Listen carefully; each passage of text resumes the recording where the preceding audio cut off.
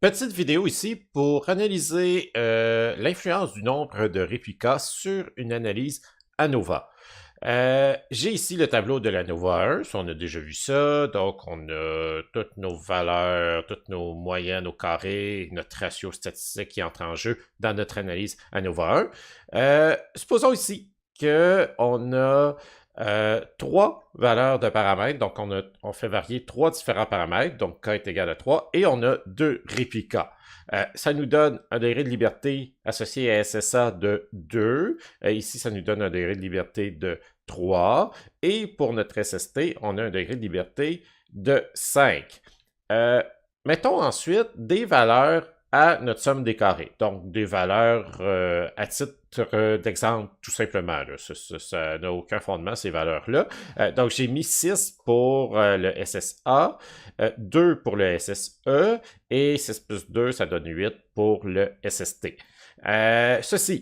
Cette somme des carrés-là, associée à nos degrés de liberté, ça nous donne une statistique F, un ratio de 6 ici, et on dit que ce ratio-là suit une loi de Fisher de degré de liberté de 2 ici, et de deuxième degré de liberté de 3. Si on regarde notre distribution F, donc F selon les deux degrés de liberté que je viens de mentionner, notre ratio ici qu'on a calculé, qui valait 6, notre statistique F, se trouve ici. Et en jaune, ce que vous voyez ici, c'est l'aire sous la courbe de 95%, à 0,95. Donc, dans ce cas-ci, on voit que on ne peut pas rejeter l'hypothèse nulle. Donc, on doit dire que SSA n'a aucune influence sur les données qu'on a acquises. Revenons à notre tableau ANOVA. Supposons ici, à titre d'exemple, qu'on double le nombre de réplicas. Donc, on fait n est égal à 2 et on fait x 2. Ce que ça va faire ici, c'est on va aussi poser l'hypothèse que la somme des carrés ici va être multipliée. Donc, on va arriver à 12, à 4 pour SSE, puis une somme des carrés totale de 16. Donc, on remplace ça ici. Notre degré de liberté ici pour la somme des carrés reliés au paramètre A, ça reste le même, c'est K-1, donc on a trois paramètres qu'on fait varier, donc ça reste à un degré de liberté de 2. Tandis que notre degré de liberté ici, associé à l'erreur, va augmenter. Il va être à 9 et notre somme des carrés totale, bien sûr, va aussi augmenter. Elle va être à 11. Vous voyez ici que notre ratio, notre statistique F, n'est plus à 6, mais a monté terriblement. On est rendu à 13,6. Et on dit que cette statistique F-là, ce ratio-là, suit une loi de Fisher de degré de liberté 2 et 9.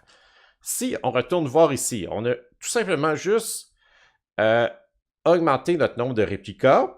Et on a eu des plus grandes sommes des carrés, bien sûr. Et vous voyez ici que par le fait qu'on ait augmenté notre nombre de réplicas, on voit maintenant que notre ratio F qu'on a calculé se trouve maintenant à l'extérieur de l'aire sous la courbe à 95%. Donc, grâce à notre augmentation de réplicas, on a pu ici affirmer que le paramètre A a une influence statistiquement significative sur les résultats qu'on a acquis, qui est quand même intéressant.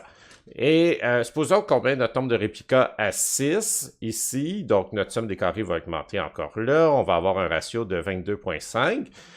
Et quand on regarde le graphique de la distribution F, ben là, notre ratio ici est à l'extérieur ici du graphique que je présente. Donc, on est vraiment, plus on augmente notre nombre de réplicas, plus on s'éloigne de la borne ici du 95%.